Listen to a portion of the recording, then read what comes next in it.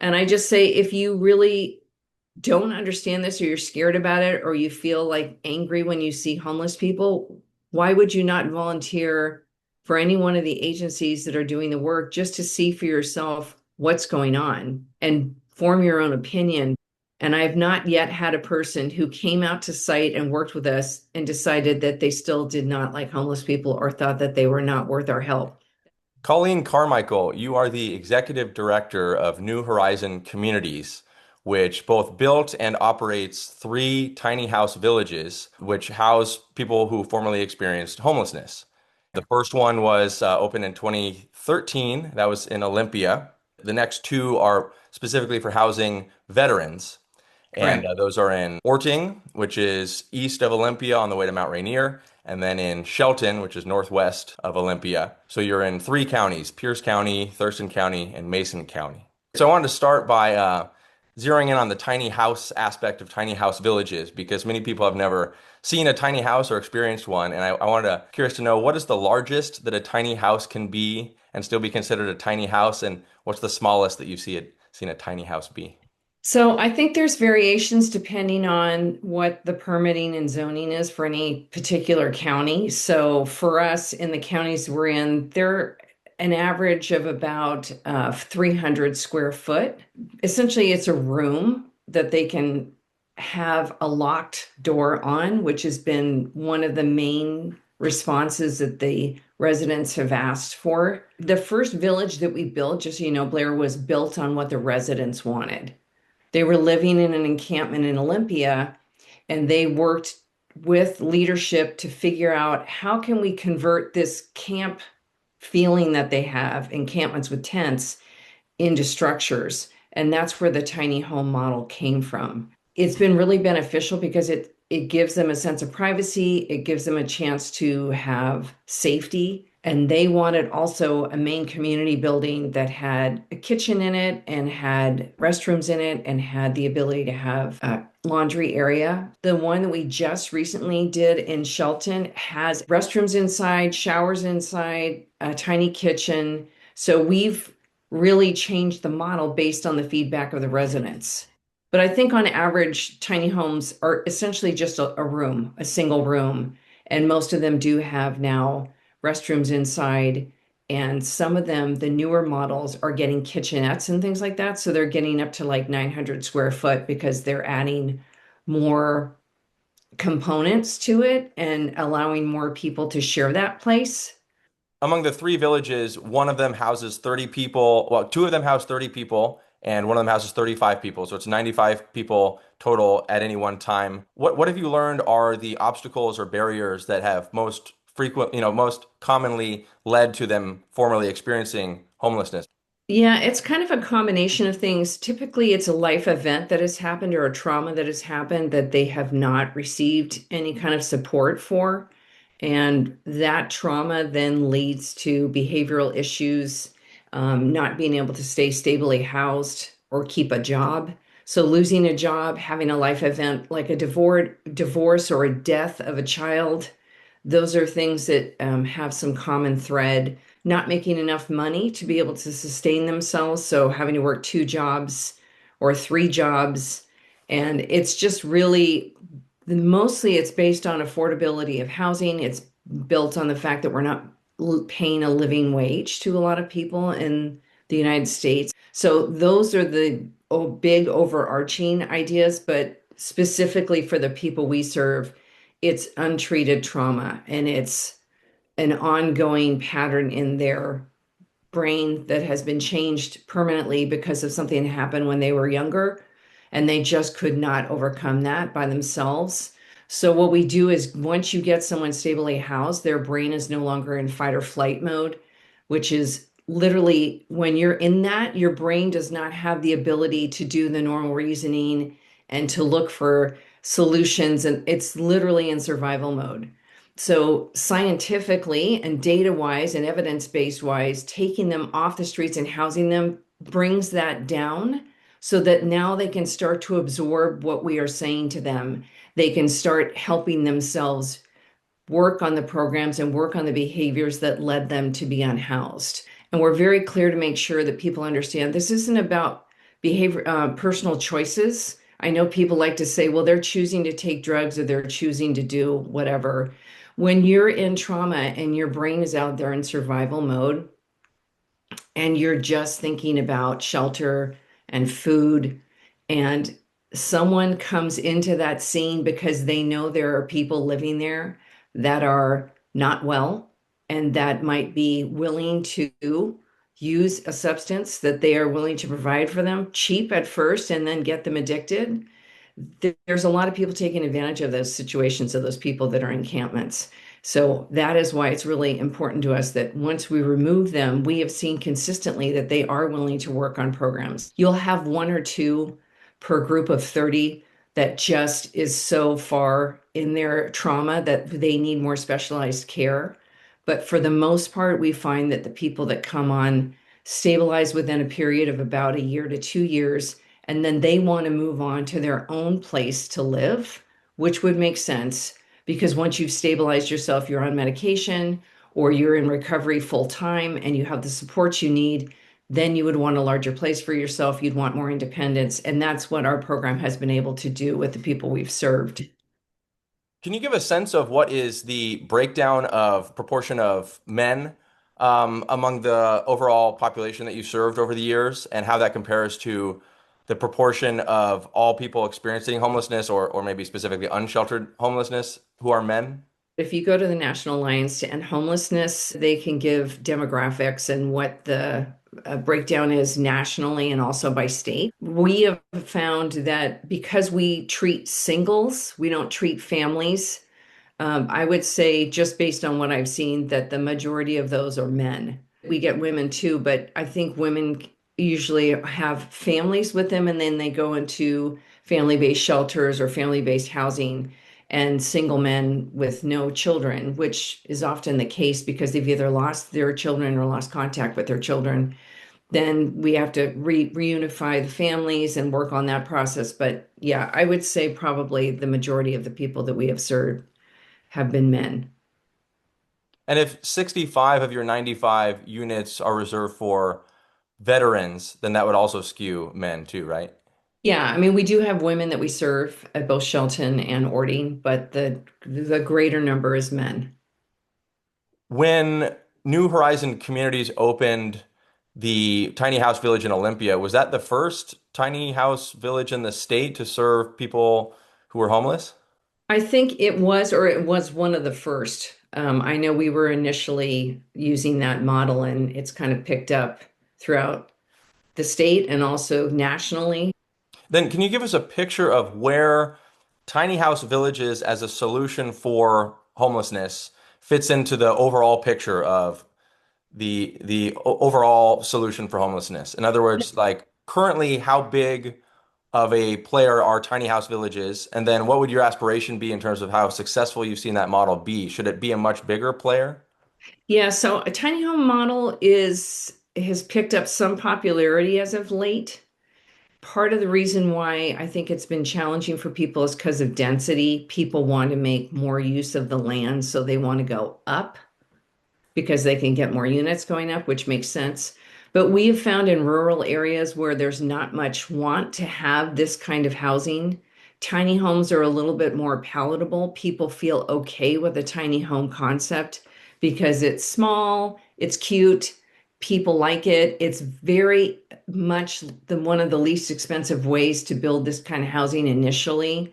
So we've found that it's a good way to get your foot in the door in a rural area, and then once you've established the village and they can see that the success that you have and what you say you're going to do is what's actually being done, then they're more open to doing an apartment style setting. It's a cost effective way to do it. It's been very effective with the people we've served. And we would like to see more of them as long as they are managed in the way that we have been managing them, which is we're fairly strict with our guidelines and we're very uh, open to and working very closely with the residents. Our case managers are very well trained. They're exceptional at what they do. And we've had the kind of success we've had because we actually follow up with our people every week. We make sure we have plans of action. We hold them accountable to those plans.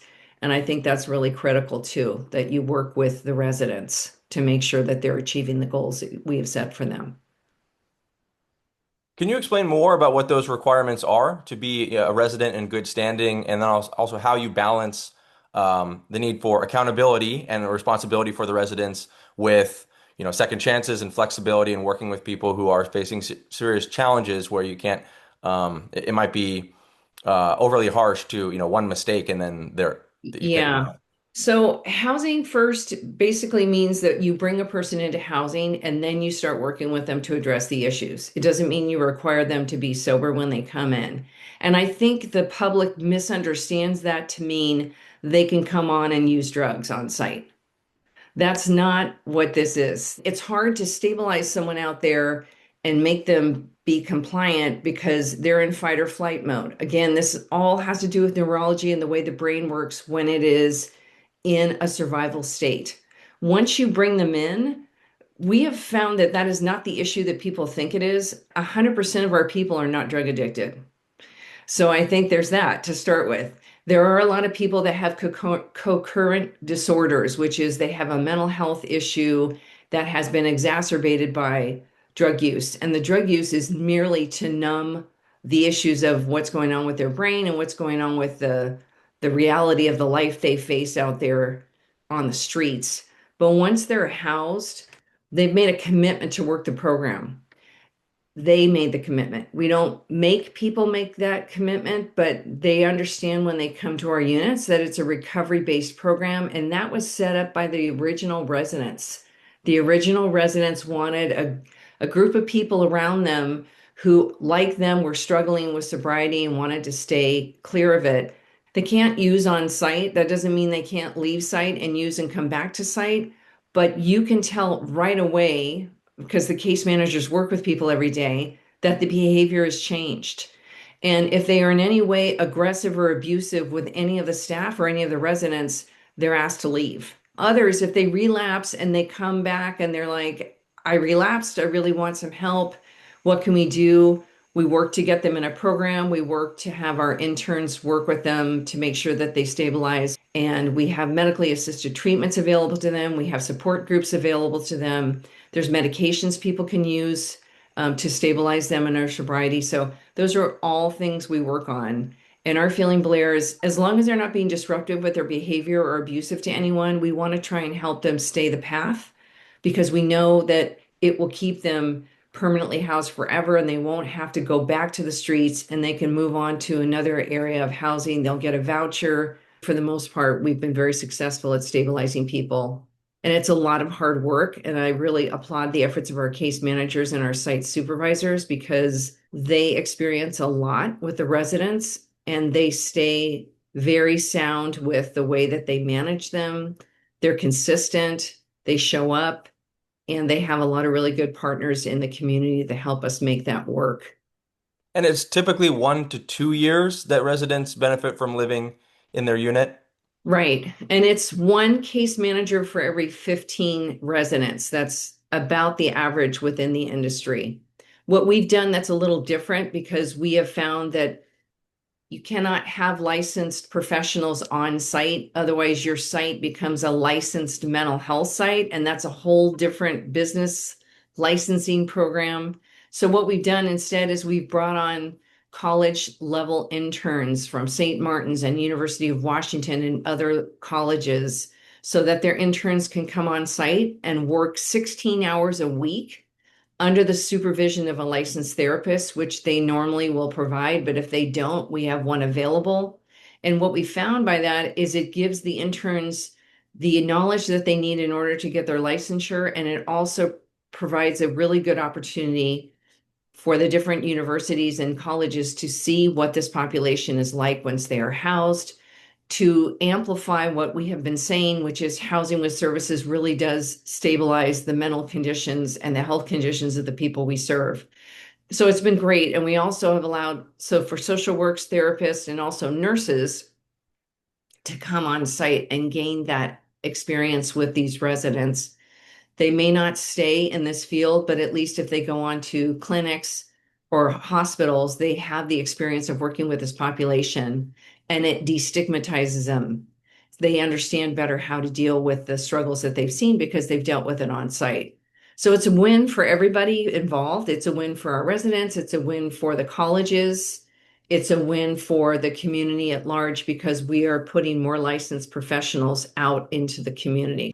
For the entities that are contributing funds to originally build the villages and then operate them, do those funds sometimes come with restrictions that you then have to navigate around and make sure you're coordinating properly? Yeah, it's very rare that you get unrestricted funds. Those are Mm. from private donations typically. Every funder that we have, including foundations, will typically ask for a report back on what the funds were used on. For the state and federal funds, you have to do reporting requirements. We have to report information about did they get returned to homelessness? Were they able to increase their income? Were they able to be employed? Those are all benchmarks that all agencies have to adhere to. So I find it interesting when people say that agencies are misusing funds or not. It's like we literally have to report everything we do back. And if we don't meet those thresholds, we're in competition every year for the funding that we get.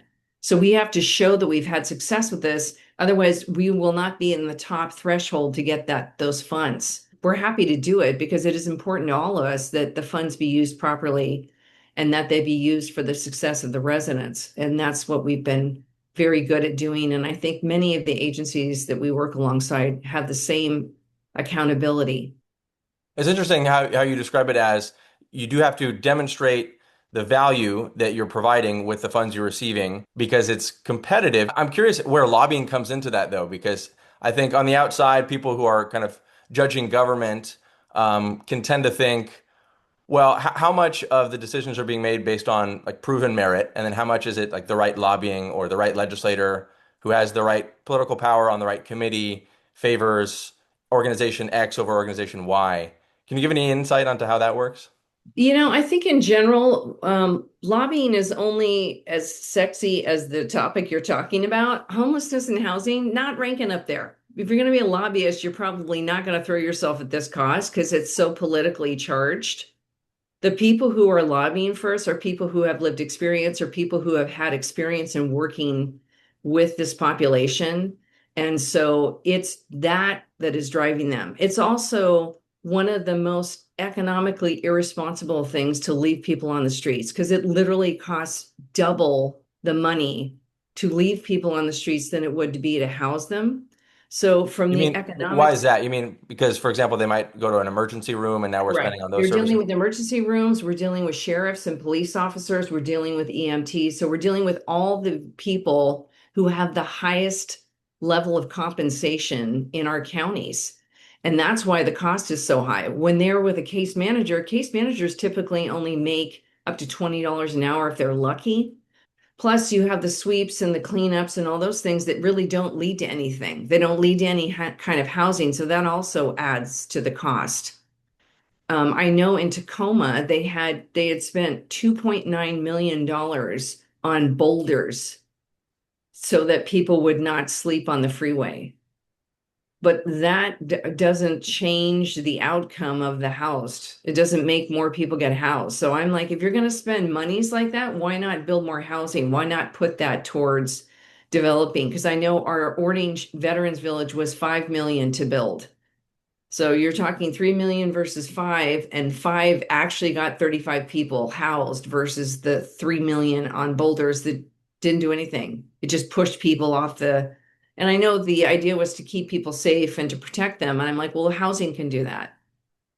So when I hear people arguing that, like, or they say the crime rates are up or whatever misinformation they're pushing, there's actual data to show that that's not true. There's the police chiefs and sheriff's reports for the state of Washington that are available to anybody, and they publish those every year.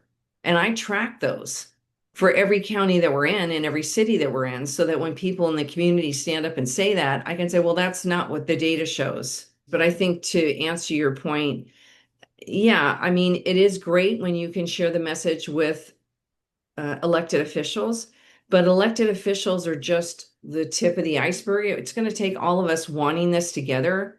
NIMBYism and the pushback that we get when we try and set up any kind of housing anywhere is real. It shut down projects. And it's not that the entire population that lives in that area doesn't want housing. It's just the people that show up for the meetings are the ones that don't want it, and they're the loudest voice in the room. So if people don't want to show up and go to meetings, they certainly could write letters of support, and they can also listen in from their home because COVID brought the ability to do a 3 minute uh, public comment from your own home. And I just say, if you really don't understand this, or you're scared about it, or you feel like angry when you see homeless people, why would you not volunteer for any one of the agencies that are doing the work just to see for yourself what's going on and form your own opinion versus listening to the fear that's out there? And every time that's happened, those people become our biggest advocates.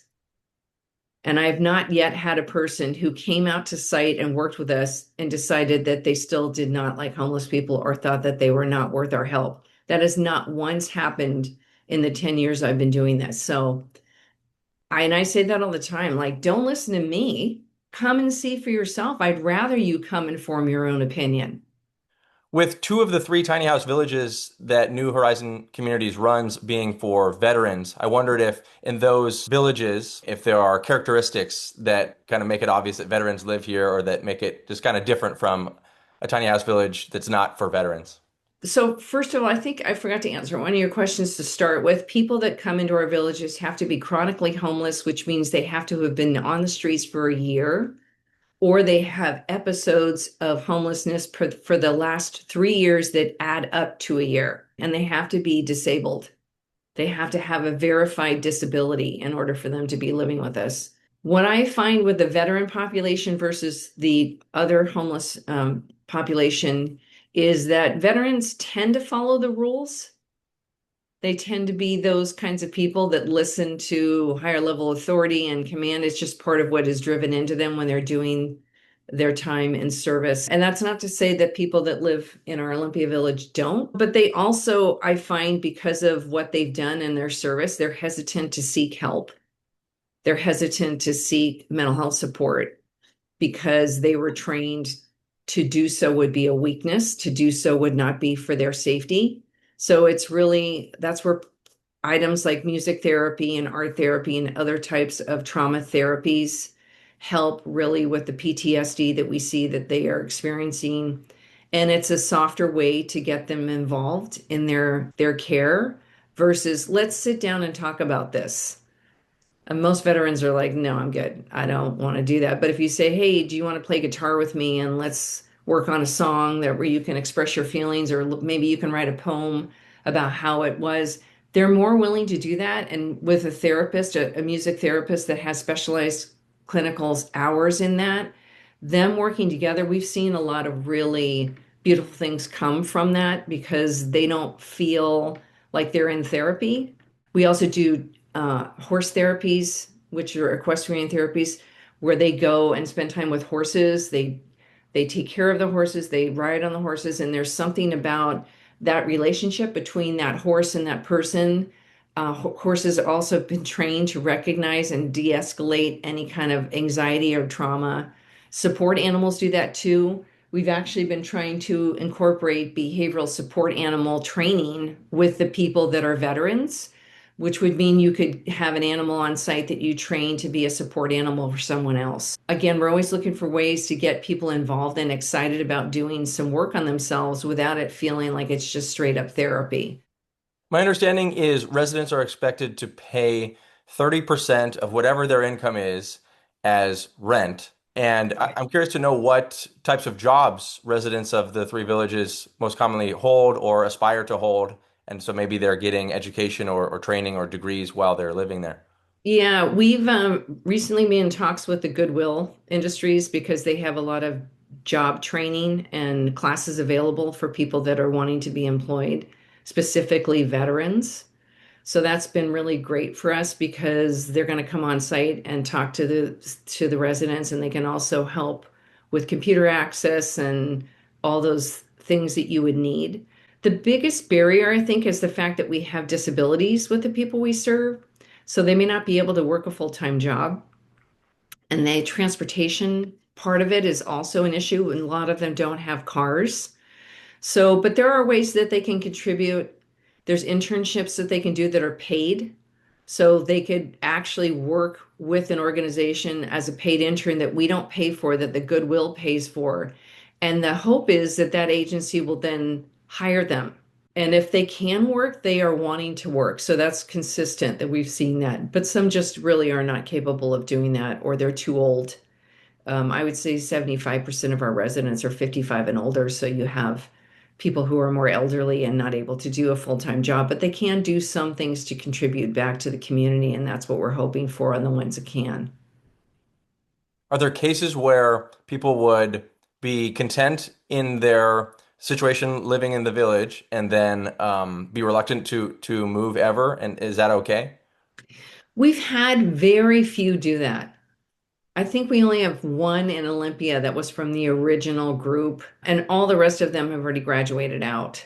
Our wish is that they would want to go of their own accord and move somewhere else.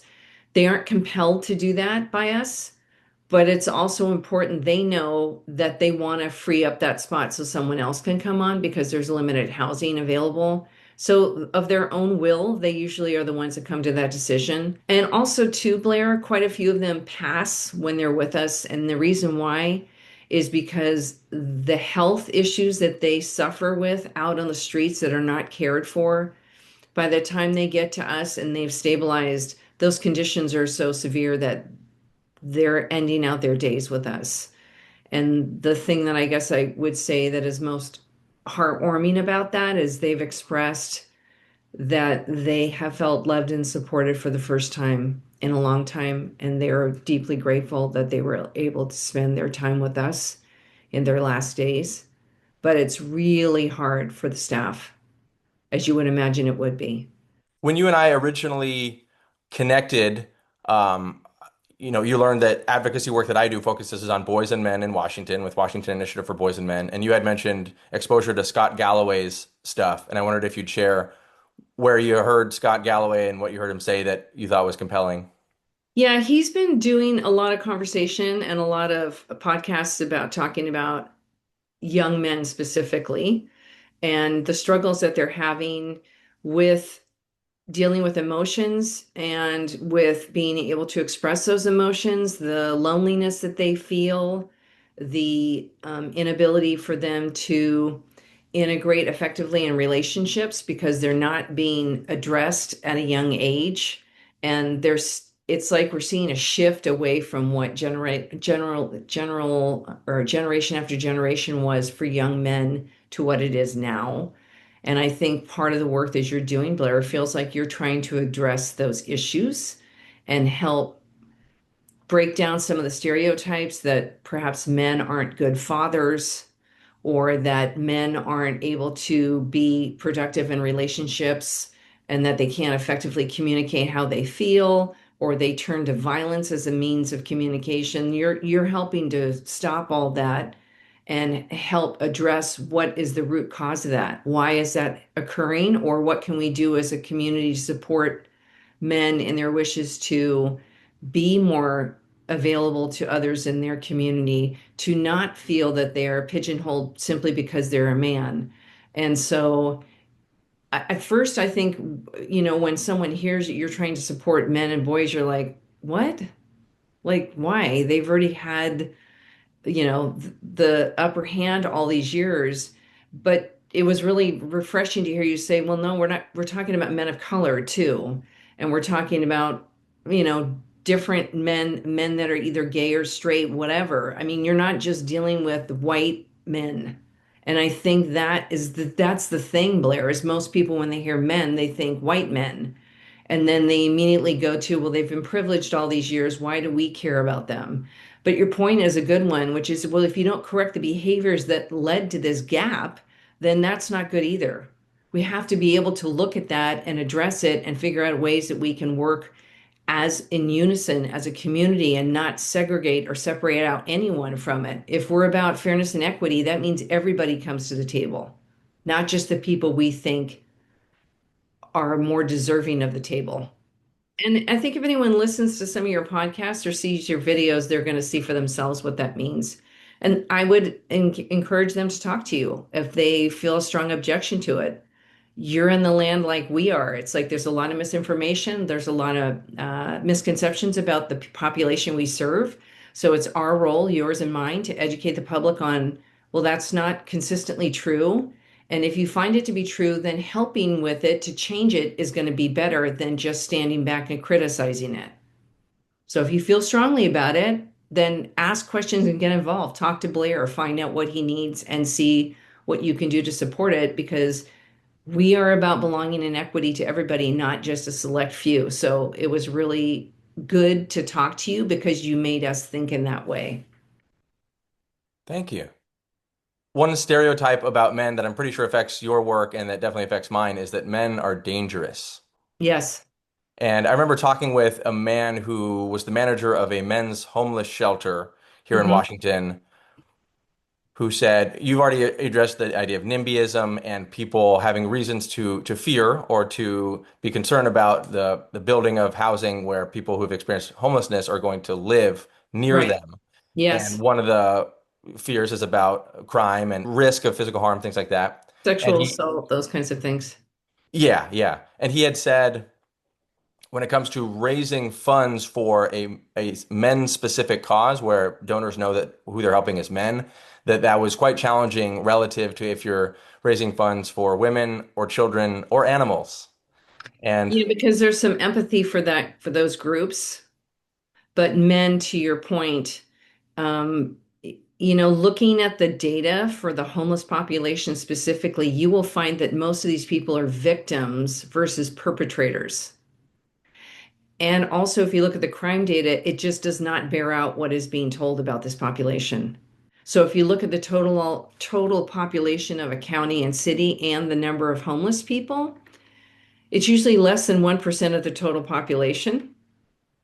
And also the crimes committed, if you look at them, are typically also less than 1% of the population. So while the number, they may say, well, crime's gone up by 50% in this area, but if you look at the total number of people committing the crimes versus the population, it's less than 1%. So make sure you always look at the total population. And also, to your point, Blair, look at the data. Look at the evidence and the facts around this from trusted sources because that's where you're going to find out where the truth is in these. And we have no business talking about anything that is not actually factually backed up, which is why I ask people to go to the National Alliance for Homeless because they actually track the data. There's a bunch of other areas. There's 26 studies in Canada, the United States, by highly respected institutions that have shown the effectiveness of permanent supportive housing and services. So I'm not talking about doing things that are not evidence-based and proven to be successful. And that's where I think we have to keep moving forward. Use the evidence. And Blair, you've probably got plenty of evidence about why the stereotyping of men has been detrimental to the community. And, you like me have got to offer them suggestions on how we can change that, how we can change the communication around it, how we can have acceptance and empathy for people that we don't necessarily agree with, because that's how we're going to get through all these things is by listening to what the other side is saying and to have some empathy and understanding about it. You don't have to agree with it, but it is important to acknowledge someone else's pain and to see what they're saying, hear what they're saying and acknowledge that. That's much different than saying I agree with you. And I think if we can start understanding that better, that you'll have more success in what you're trying to accomplish, and so will we.